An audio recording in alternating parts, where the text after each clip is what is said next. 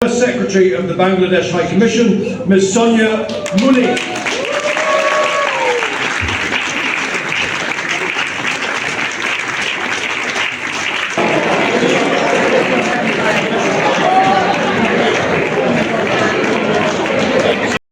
লন্ডনে বাংলাদেশের হাই কমিশনের first secretary Sonia Munni young diplomat of the year 2025 পুরস্কারে ভূষিত হয়েছেন। লন্ডনে কূটনৈতিক অঙ্গনে অবদানের স্বীকৃতিস্বরূপ ডিপ্লোম্যাট ম্যাগাজিন কর্তৃক তাকে এই পুরস্কার প্রদান করা হয়।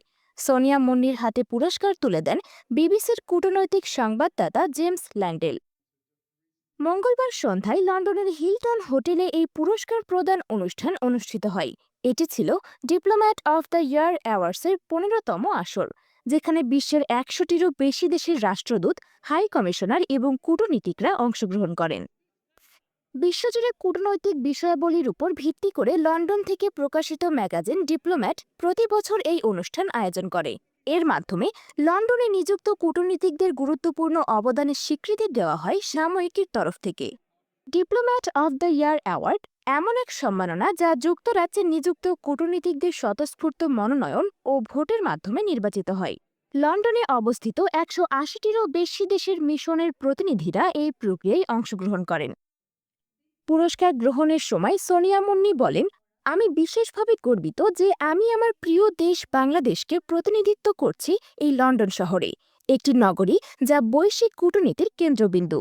This recognition is just not a personal honor, but a tribute to every young voice striving to make diplomacy more inclusive, compassionate, and forward-thinking.